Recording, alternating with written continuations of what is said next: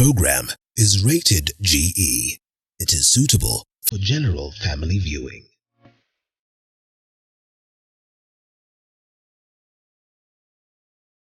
His smile lights up the room, warding off the worries he might be harboring. He is tough and brave enough to not just sit but walk through the hurdles of life with a positive mind for him to accomplish his goals.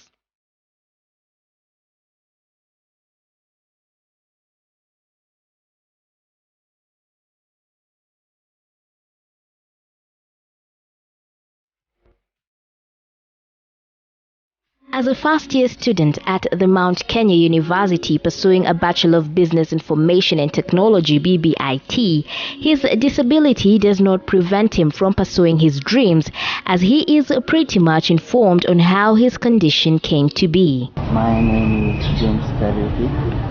I'm a student at the Mount Kenya University. I am pursuing a Bachelor's in Business Information Technology, and this is my first year. And so, James, how did your disability come about? My disability was as a result of spinal bifida, which occurs during the first 3 weeks after a baby or a baby has been conceived. So it comes about because, or maybe when there is less or inadequate folate acid in the mother system to help in the development of the spine. So a cleft is left, which in turn can affect the nerves. He reiterates that having a congenital disability makes it easier for one to accept themselves as they are. How did you cope with this disability from the beginning up till now? I think when you are born with a disability, it's not very difficult because you just find yourself like that and you adapt to the situation. Yes, but you do face various challenges. So acceptance was quite hard for you at the beginning. Well, you were of age to understand that this is how I am now. Yes, it's a little bit difficult, but you just have to accept it at some point. According to James Kariuki, the society barely entrusts him when it comes to implementing his views and understanding them, and the expert's view on this issue expounds the reasons as to why the society is shaped in this peculiar manner. There is a lot of, let's say, ignorance when it comes to issues of persons with disability. So there is less awareness. So when people are making decisions, they don't really include people with disability sometimes. So in which scenario did you find yourself in that position where you wanted your voice to be heard but nobody valued your opinion?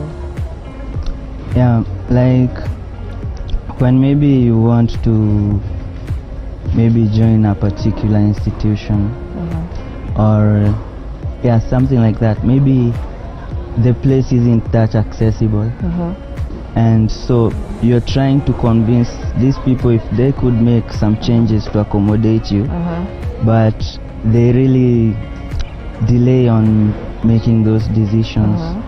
So James Kariuki sees himself as a lesser being when he is not involved in decision making. Is his concern genuine?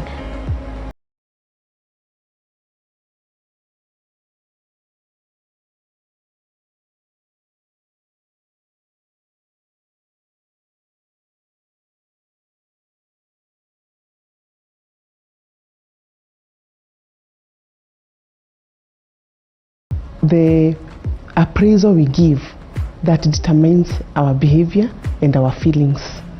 So I would ask him to be very positive in how he sees himself and the inner voices that he attracts. Trying to initiate a relationship in the society is deemed a bit rough for James in particular situations, thus facing some major barriers in life. So you have found it hard initiating a conversation or trying to maintain a relationship since you got to understand your situation. Yeah.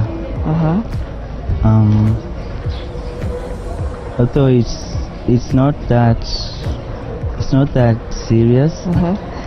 So yeah, but it does become difficult at times. Yeah. So which are some of the barriers, be it economical, be it social, which are some of the barriers that you've come across that you would like the society to be aware of so that they could try and help you out?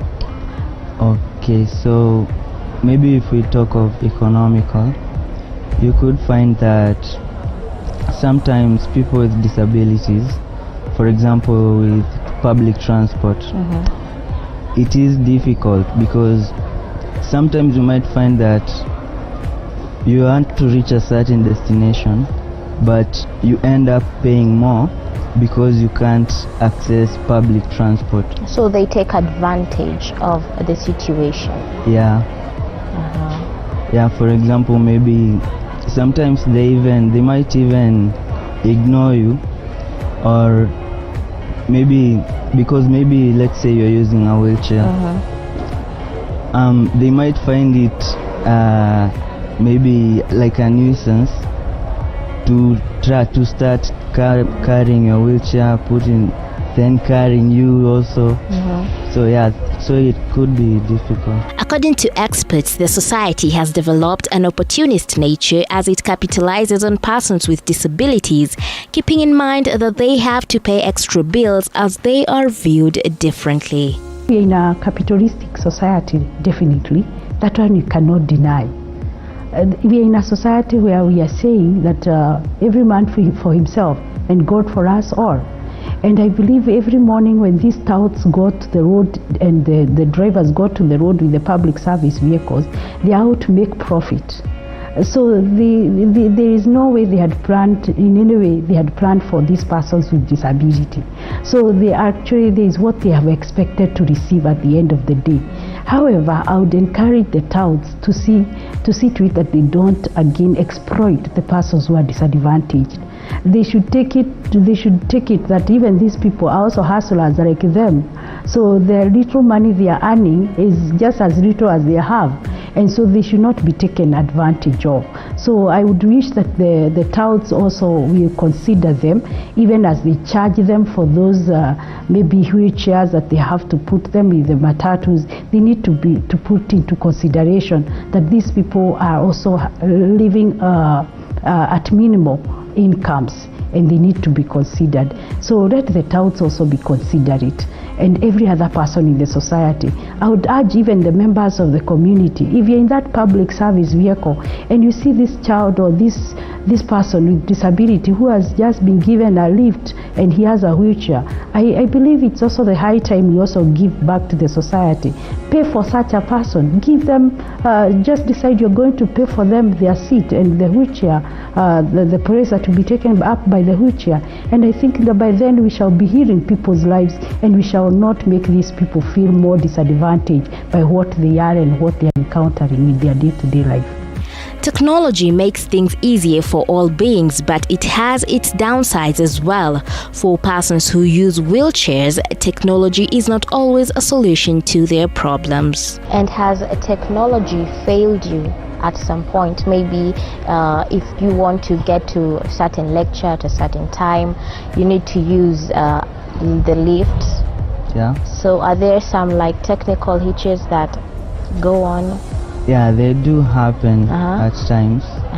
So you find yourself, maybe you have a lecture on the 3rd, 4th, 5th floor, but when you get there you find that maybe the lifts aren't working.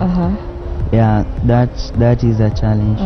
So it seems like persons with disabilities never cross the minds of architects or persons who are trying to come up with new buildings. And sadly, learning institutions such as schools have not put up disability-friendly buildings. So who is to blame for this? Yes, thanks Mudhoni for such kind of a question. I would say for now we cannot blame anyone. Simply because over the past decades there were no persons, there was no one to follow up on what kind of structures were being put up, and there were no policies that were governing the approval of structures that should be friendly to persons with disabilities. So I think it's now from now henceforth that we can look at people who have not put it up, that any building that is put up, it should be in a position to accommodate persons with disability. It should enhance mobility of persons with disability. So these are some of the things that we are finding today in the society, that though there are mistakes done, we cannot really go by blaming anyone. However, I would request that now we can do adjustments on those structures that have already been put up and see to it that they are also friendly to persons with disability. They should not disadvantage any person who is able differently. And this is just by following up some of the policies. As we speak right now, there are no structures that can be put without the approval of having structures that are friendly. So for example, there should be lifts in any building that is storied. There should be ramps on in pathways, and so we need to see to it now that we have put up mobility enhancement devices that will enable the persons with disabilities to be able to access social amenities, be able to access the religious institutions that may be not in accessible places right now. So we should encourage.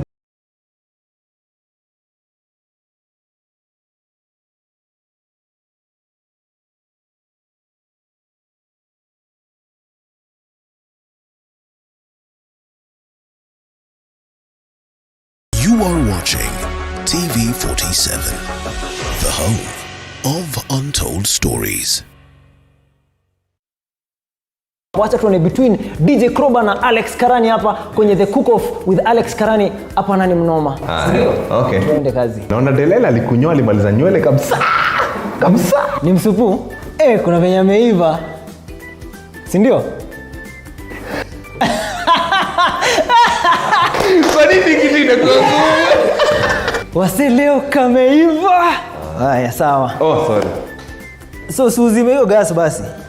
Hata siji kuizima. Oh, niweke hapa kwa off. Watu wageshagi ni wageshagi. Tumezima. Wase, oneni Kroba, oneni Kroba. Hii sembe ni wewe umepika. Is in the name of the Lord.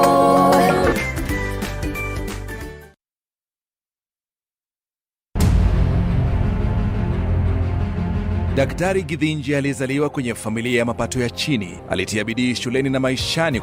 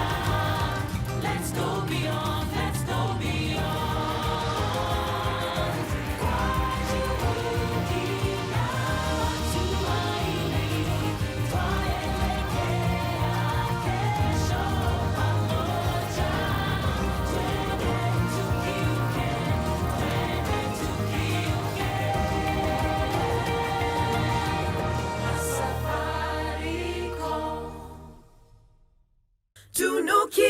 Raukia siku njema na tunukiwa offers kila siku. Pata offers zote mahali pamoja ili uongee zaidi, utume SMS zaidi na ubrowse zaidi. Usijali, tuma namba ya kila supplier kwa hiyo soko. Nitajua nitaongea na kila mmoja wao. Very good. Piga *444 utunukiwe Credo Double. EV47, the home of untold stories.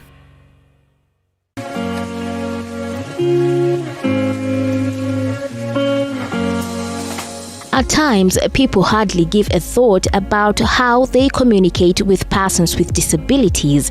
Often, the unmeasured conversations can injure the esteem of persons living with disability. Are there some questions that people ask you and they anger you? Yes, at times you do find yourself in that type of situation. And which questions are these that these people ask you that, you know, you're fed up? You're completely fed up, you don't want to be asked about those questions anymore?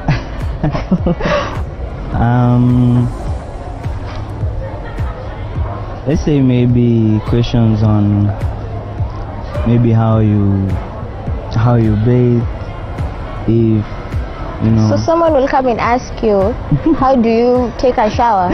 Yeah, some people do ask that. Yeah, and it's annoying at times. Any other? Not that I can think of at the moment, but they are there. In some instances, James has experienced isolation from both family and friends, and these made him hold a different view upon himself that led him to be withdrawn. But all that changed with time as he had to consort with more people. Do you at times feel like you're isolated, maybe by family, friends, be it in some events or occasions that they get to host? Sometimes that happens. You might find that maybe your friends or maybe your family, they are supposed to go to a certain event, but since they feel that you won't be able to access that particular venue where the event is at, you might find that they leave you behind. Yeah. Okay, so let me ask you, did you get to a point where you tried to hide it? Where you tried to enclose yourself and you're like, no, I'll just be by myself, I don't want to talk to anybody? Yes, I have found myself at a certain point. And how did you cope with it? Did it work? Or did you get to a point and you told yourself, no, this is who I am, I have to show myself to the society has to accept me for who I am? Yes, okay, mostly hiding really doesn't work, because you know, at some point you have to go out and interact with people, and yeah, so it didn't work, and yeah, you have to motivate yourself and accept it and just go out. Yeah. James acknowledges that there are a number of modifications which should be emphasized on in society in regards to persons living with disabilities. He tells me that someday he will narrate his life chronicles. So what would you like the society to understand so that they could accept you? And what do you think could be done so that they can improve how they associate with you? Well, first, I think that the first step that should be taken is creation of awareness. A lot of people out there would like to deal or tackle the issues that people with disability face, but they really don't know where to start and they don't know how to handle them. So yeah, creation of awareness is the first thing that should be done. Have you ever thought of writing a book, maybe? Yes. Yeah, I do have some stories I could tell. So. some good tales. Maybe you could share one with us. Maybe another time. Some other time. Yeah. Okay. Indoor games are some of the sporting activities he takes part in during his leisure time, and this helps him mingle with other people. Nonetheless, life makes it feel like chalk and cheese for him at times, as other people can easily access some places. This triggers him to take a step back, as it reminds him that he is indeed differently abled. So far, which activities are you included in? Activities like maybe sports. Yeah, sports. Yeah, mostly I do engage in the indoor games, the board games. Yeah. Have you ever experienced an episode that made you feel different? Yeah, at times those episodes do occur. Which episode was that?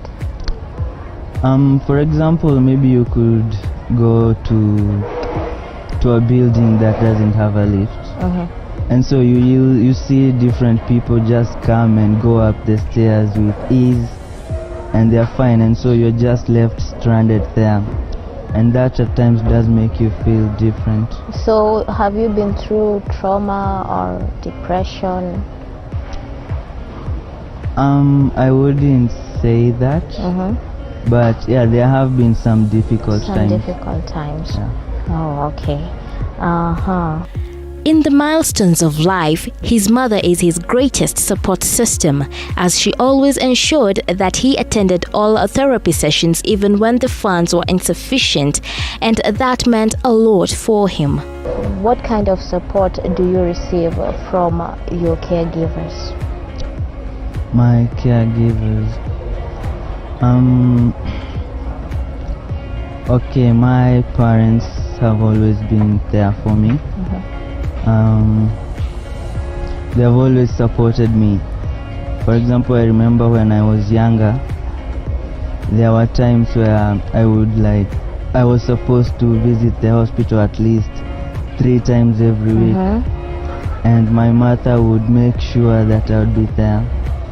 And at times we weren't doing very well financially, and so yeah, there were some struggles, but she never gave up. So there were 3 sessions per week. Yeah. So how much were the sessions, the doctor sessions? I was still young, so I don't really remember that. Oh, so now you don't head there anymore? No. It got to a point where you were told now that's all that was, and yes, although I required some physical therapy when I was younger. His pointers on life strengthen the weak and meek to not dim themselves in dimmed light, but to shine on and be proud. Okay, any word of encouragement that you would want to share? I would just like to tell those out there that maybe have disabilities, or maybe parents that have children with disabilities, they should really not they should not look down on themselves. Yeah, they should try as best as possible to live as normally as possible, yeah, in their day-to-day life. And they should also work towards creating awareness to the society. Yeah, because indeed disability is not inability. And the only bad attitude is the only disability is a bad attitude. Yeah, totally. Experts have weighed in on the need for society to not disregard those with disabilities, but to work and understand them better to build a brighter future. Many people who have disability tend to have mental challenges because of the situations they are going through. And there is this condition called depressive disorder. And it is important to visit a psychiatrist for a diagnosis instead of maybe imagining that he has a problem, and there are professionals who can help him. Yes. So how can he overcome it in the long run? He can overcome it through counseling, seeing a psychologist, or appreciating social support. There are many people around him probably he can talk with, and talk therapy is very important for persons with a disability, just like it is for everyone. When a person isolates himself, that is when you realize the mind, the thought patterns may be affected. They feel alone and they feel like they are burdened, and this can trigger those feelings. Yes. Indeed, the only disability is a bad attitude. Even as we showcase persons who are differently abled, they are the very thumbprints of God, and that's why they work day in, day out for them to achieve their inevitable dreams, and they do not